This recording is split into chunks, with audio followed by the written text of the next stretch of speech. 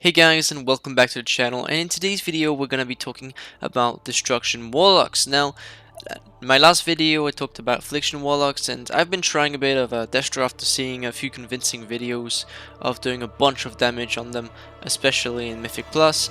And yeah, so I decided to make a video about it and give you guys a bit of a heads up on what's going on with Destro. So Destro right now is in a formidable position. It is actually almost better than Affliction because the amount of input you can do on big AoE packs is just insane. Even bigger than seed spamming, which is pretty much insane, yeah. Anyway, without further ado, let's get into it. Please sub, like, and subscribe to the channel if you like my content, and we'll see you guys in the next one. I hope you enjoy. Alright guys, as always, let's start off with talents. First row, you have no choice. It's flash over all the time. You can do some meme stuff with Soulfire. Eradication is just not worth it at the moment. But flash over is something you'll be using constantly. Now, what does flash over do? It gives you an extra charge of backdraft, which overall makes the spec a little bit less clunky because you will basically throw your Chaos Bolts, you will throw your Incinerate a lot faster, and overall that will increase your damage a lot better than the other choices on this row. Next row, we have Reverse Entropy, which is basically the only choice. Shadowburn did get buffed, yes, but it's still not as great as Reverse Entropy. What does Reverse Entropy? It gives you a bunch of haste, 15% haste for 8 seconds, while the others just give you some minor damage, and that's pretty much it for these rows. Next row, like in all my Destro videos and in all my Warlock videos, I always say take what you will use. Now, generally speaking, this season I am a fan of Dark Pact, and I think you should always take Dark Pact no matter what, because it is such a huge shield you get from Dark Pact and allows you to just survive through a lot of mechanics. I'm thinking, for example, Varoth as one of the commanders in the Tormented affix, which just charges you. Dark Pact just gets rid of one of those charges, which is insane. Burning Rush for raiding can be great, because if you don't need the extra survivability for mechanic, then Burning Rush is the best choice. If you don't need any mobility and you need overall healing, just overall being more tanky, Demon Skin is also a pretty good choice. But overall, just take what you like. I just think for M+, you should always take Dark Pact. Next talent row. We have two talents that are being played. We have Cataclysm and we have Inferno. Single target, always Cataclysm. 4 to 5 man packs, I'd still go with Cataclysm. Big fat AoE packs with like 8 targets, Inferno just rules. Inferno basically increases your rain fire damage and gives it a chance to give you back a soul shard fragment. 20% chance of giving you back a soul shard fragment. So that means you can literally throw down your Inferno, pair it up with Rain of Chaos down here, and spam your Rain of Fire to the point where that's all you're doing, and you're doing insane damage. And this is what some of the new clips I've seen recently with Destro have been doing, and getting over the DPS barrier, really. Cataclysm, you just use at the start of the pack, and it just puts Immolate on everyone, does a bunch of damage, and also gives you a bunch of Soul Shard resources for about every pack. So that's really nice as well. A really good choice if you're pugging. But if you want something more spicy and you want to do some big AoE damage, Inferno is definitely the go-to. Alright, next up, Mortal Coil. That's all I have to say. Dark Fury can see some plays because it gives you a reduced 15 seconds on your Dark Fury and basically makes it bigger. Mercy the 15 seconds, that's important in this talent. But an Owl of Terror, well, most of the enemies are undead, so they're immune to Fears. So I would always go Mortal Coil, because you can also Havoc Mortal Coil, which is insane. And in next row, we have two choices once again. We have Roaring Blaze, Rain of Chaos. Roaring Blaze, Conflagrate increases your Immolate, Incinerate, and Conflagrate damage by 25%. Really good on single target, really good on small AoE packs. And then we have Rain of Chaos. While your initial Inferno is active, every soul shard you spend has 15% chance to summon an additional Inferno. That lasts for 8 seconds. Now, this is insane paired with Inferno because you're just spamming Inferno and you keep generating insane amount of shards, which means you will pretty much have like 60 Infernos by the time your Inferno actually dies out and it ends. So for the big AoE fights and the more spicy build, I would always go Reign of Chaos. For single targets, raiding and all that stuff, usually Roaring Blaze, and also priority to damage. Next row, we have only one choice, Dark Soul Instability. The others are just not really worth it. I've played with General Demon Fire, it's pretty fun. You can play with it as well, but I just think that Dark Soul is just too insane to let go of. Infuse your soul with Unstable Power, increasing your critical strike by 30%. It's just massive, especially if you're using Reign of Chaos and Inferno, does a bunch of damage. If you're using Cataclysm, Roaring Blaze, like this, still huge because your Chaos Ball damage on single targets as well as on Havoc double targets will just be great. So that's it for talents. There isn't much else to say. Just make sure that whatever you use when it comes to Mortal Coil, Dark Fury and Burning Rush, Demon Skin, Dark Pact, that you will use it. It's very important because otherwise you're just wasting a talent and we don't want to do that. So keep that in mind. Anyway. Alright guys, so now let's talk a bit about Legendaries. Now, this is going to be very short compared to Affliction because for Destruction there's only two main Legendaries you'll need. One of them will be for Tyrannical gameplay, maybe for Tyrannical gameplay because you can still play the other one, and for raiding, for single target raiding, so something like Painsmith for example, or Guardian of the First Ones, you'll be using Cinders of the Ashakir. Conflagrate has one additional charge and has its recharge time reduced by 3 seconds. Why is this insane? Well, overall it just gives you a bunch of backdraft charges, especially paired with the talent on your first row called Flash Over. So with that said, the reason why this is insane is because it just keeps allowing you to throw more Chaos Bolts, it just makes the spec a lot smoother, and overall it just keeps you going really instead of just spamming Incinerate with no backdraft charges and just waiting there. The other choice out there is Wilfred, Sigil of Superior Summoning. Every soul shard you spend reduces the cooldown of Summon Infernal by 1.5 seconds. The reason this is insane is because you can make it so your Infernal is the same cooldown as Dark Soul Instability, or if you do some really insane pulls in M+, you can even make it a 1 minute cooldown, depending on how good your group is, etc. But these are the two choices. Wilfred tends to be more of a M+ legendary. Can be used for some of the bosses out there, something like Fate Scribe, or any boss that has some type of AoE, but it's very hard to compete against Cinders of the Ashakir. So these are the two choices for legendaries. Alright, next up let's talk about Soulbind and Conduits. Now, for Warlock, you tend to be Night Fae. Just overall, Night Fae is the better choice.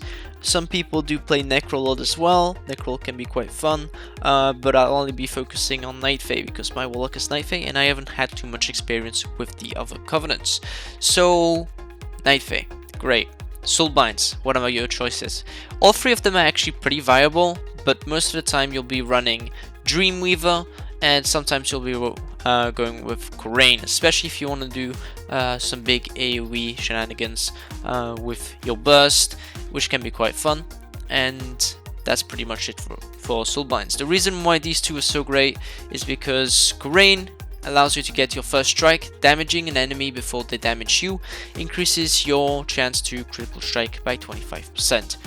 Overall, this is just big burst damage potential, and you'll see how much damage I can do when you play with it. It's pretty big. And then there's Dreamweaver. Overall, just increases your damage by 3% with the last one over down here. Gives you some nice deserving haste as well. When you Soul Rot, 15% haste, just insane. Especially when you're bursting, you want to be standing in that to get that extra haste. As for Conduits, what are we using? Okay, so we have Ashen Remains. That will be the go-to for every type of content. Doesn't matter if it's big AoE plus or if it's pure single target raiding. Ashen Remains, it just rules, you want it, and you'll always spec into it. Your next choices. Okay, so this is where it gets tough, because us Warlocks don't actually have that many great conduits. But for single target, you'll actually be taking Soul Eater. It increases your damage by quite a bit with Soul Rot, and since you use it on cooldown for the extra haste, because you'll be playing Dreamweaver in raiding, Soul Eater is just great. Another choice out there for Dreamweaver, because you'll be playing with 3 potency conduits, is Duplicitous Havoc. Duplicatus. I don't know how you say this, but yeah, this one. Havoc transfers 16% more damage. This is just huge on fights where you can actually use this, where you actually use Havoc. So I'm thinking the Eye, for example, has some nice potential. There's also Fate Scribe, I can see this being used on pretty much a lot of bosses, Sylvanas. All bosses aside for 1 or 2, I'm thinking Painsmith, you probably wouldn't use this, and Guardian of the first one, because there's not really that much AoE to be done there. But outside of that, Ashen Remains, Soul Eater for single target, big difference. For AoE, especially if you're playing Khorane, that will be quite different, because you only have 2 potency conduits, because you want to have the first strike conduit. And what you want is, once again, Ashen Remains and paired with Infernal Brand. Your Infernal's melee attack causes its target to take 3.2% increased damage from its immolation, stacking up to 15 times. Now, what you have to keep in mind is this goes hand to hand with the talent Reign of Chaos. That's right, if you have multiple little Infernals, they also give an extra tick of the debuff. So not only does it give from 1 to 2 brand, it increases the amount of debuffs from 1 brand to 2 brands. So you can have 15 stacks on one brand, 15 stack on the other one, another 15 stack because you have 3 Infernals, another 15 stacks. This is why this talent, Reign of Chaos, goes so well with Inferno and this specific conduit. It just increases your damage by so much, it's crazy. So that's something to keep in mind. Outside of that, that's pretty much it. Endurance Conduit, I always recommend Condensed Animosphere. This thing just does so much healing overall in M+, and in raiding, you just want it. The other one you tend to go for is Resolute Barrier, because Resolute Barrier makes it so your Unending Resolve comes back off cooldown more often. Basically, every time you take 5% of your health, Unending Resolve takes a CD reduction of 10 seconds, and it cannot occur every 25 seconds. That's fine, but you basically get it back and you have it every 2 minutes, which is quite huge for a lot of mechanics and a lot of things that because you'll be taking a lot of aggro, especially if you play this build in M+. So having Unending Resolve for those moments is pretty huge. The other ones available: Demonic Momentum. Demonic Circle Teleport increases movement speed by 42% for 5 seconds. So this is great if you're actually going to use Demonic Circle. Otherwise, it's not really that good, and you should consider not using 2 Finesse Conduits. The other Finesse Conduit you want to be using is Fell Celerity. Pets for Warlock have so much utility. You can have a pet that dispels, so mechanics like, I usually like to take the Lich in Fate of Pain as a good example. It puts 2 dots, your healer dispels one, you dispel the other right after him, and that's a lot of damage negated. Not only that, but your imp does a bit more damage than your other pets as a death show. So small little tricks like that can really help out your group and really makes you stand out from the rest of the Warlocks out there. The other thing is, well, if you're playing imp and you don't particularly need a kick because you have a lot of kicks, you have a shaman healer, you have a paladin tank, well, you can swap back to kick pet instantly with Fell Celerity and basically kick on demand. So that's always a good thing to have. Alright guys, next up let's talk about stats, sockets, Domination sockets, and Trinkets. Firstly, starting with stats. Your stat priority will be the following: Intellect/eye level, followed by Haste, Mastery, Crit, Verse, and Avoidance if you can get your hands on some nice Avoidance. Always useful in M+, particularly, and as well in rating. So, Haste, self-explanatory. You basically get a bunch of more spells going through, you get to generate more soul shards faster, and all that good stuff. Okay, great. So what about Mastery? Mastery increases your damage based on the mastery you have, plus the same amount of damage again, but it's dependent on RNG, and it also does the same for defensive. Pretty huge overall, and you want a bunch of it.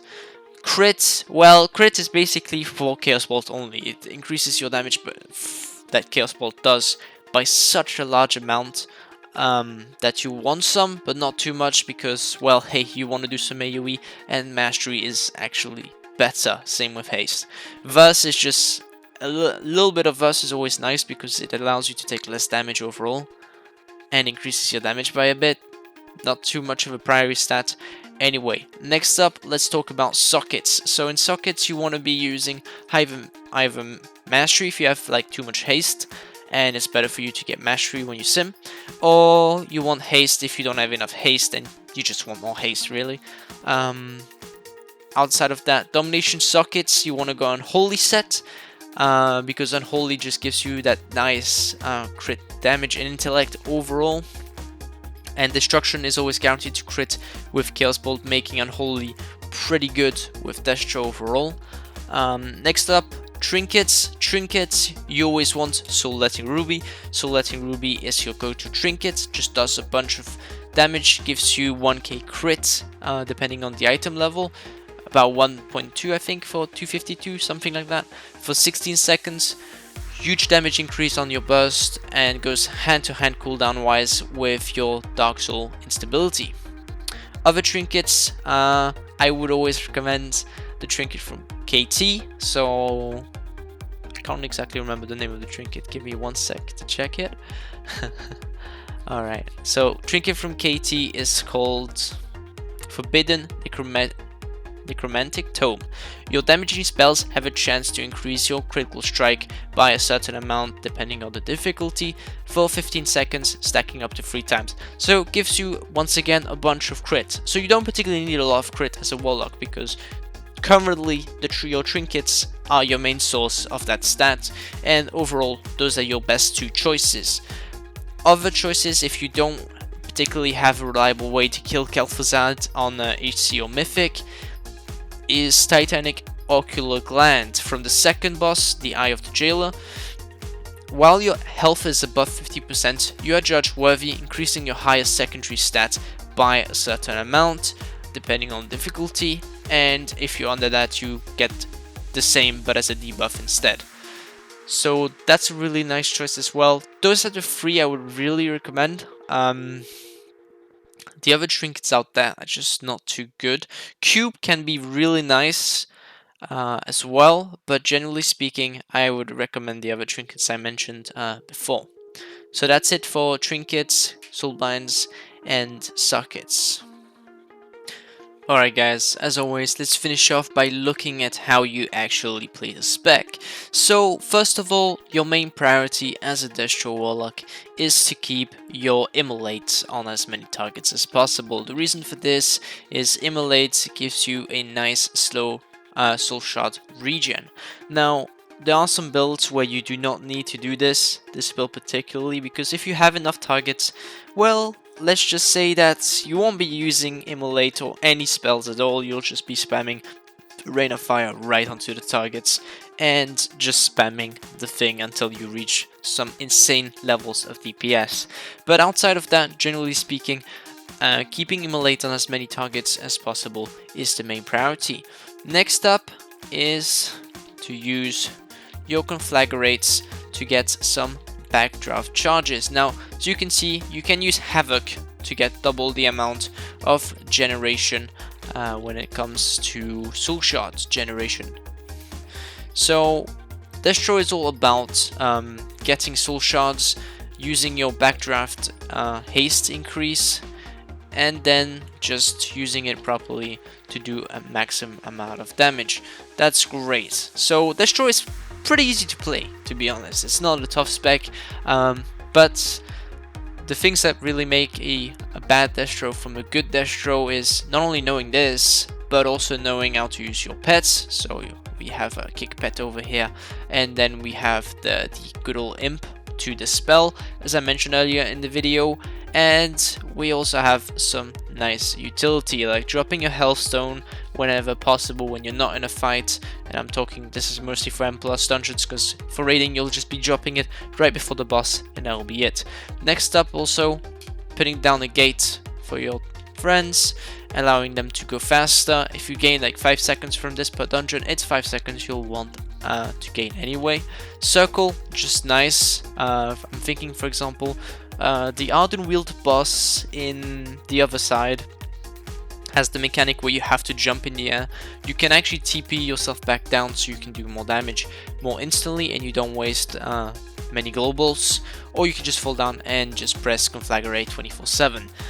But those are some really nice tricks. Another trick as well on some tyrannical bosses, for example, is curses. Curses can be great. They can allow you to reduce the damage they do, or make it that's their spell casting a lot longer, which overall is nice. You also have your slow curse, always good, especially on an affix like Shade or Necrotic for your tank if you need to peel off for your tank, and that kind of thing. Next up, we also have Banish. Banish is great for a dungeon like Plagueful, because just you can put the slimes in Banish and not worry about them on the first boss, as well as on the second boss, and as well as on the mobs before the first boss. Those are just some nice, really cool tricks. Next up, let's talk about how you burst. So, firstly, every minute you want to be using Soul Rot on cooldown. You want to use Soul Rot because if you're playing Dreamweaver, which you should the majority of the time. Now I'm playing Korain right now, but generally speaking, when you play, if you were to play Dreamweaver, if you use your Soul Rot, you'll actually get a little pull on the ground that will increase your haste by a bunch. Outside of that, how am I supposed to burst? Well, that generally speaking, you just pop all your cooldowns, your pot, your trinkets, and your Soul Rot as well for the extra damage. So something like this. So first, get all your immolates up, as many as you can. Pop trinket, pot, Soul Rot, and then you do your DPS rotation. Now, right now I'm playing with the big AoE build, so I'll be spamming as many rains as I can. Now, if you're playing the normal build, your goal is going to be to throw as many Chaos Bolts with Havoc as possible, and that will basically be your whole damage and how your damage will work. So that's pretty much it for your damage. Another thing to keep in mind is Mortal Coil does not actually break, so you can use Mortal Coil as a stun effect. Just make sure you don't Mortal Coil a mob into another pack and aggro it. But outside of that, you have a lot of utility. Last thing I want to mention, you have a Balres Soulstone, and you have your Dark Pact, which gives you, right now gave me a 42k shield. So that, as I was saying, this is basically makes you survive to any survivable damage that's meant to take half of your HP or a bit more, which is a lot of help to your healer overall. So I recommend using it whenever a mechanic targets you, or when you know you're gonna take predictable damage. So that's about it. I hope you enjoyed the vid, guys. Sorry if my voice was a bit rough today. I'm a bit sick, so you might have been able to see. But outside of that, thanks a bunch for watching. We'll see you guys in the next one. Make sure you like, thumbs up, subscribe, and press the bell button if you enjoy my content as always. And we'll see you guys in the next one. See ya!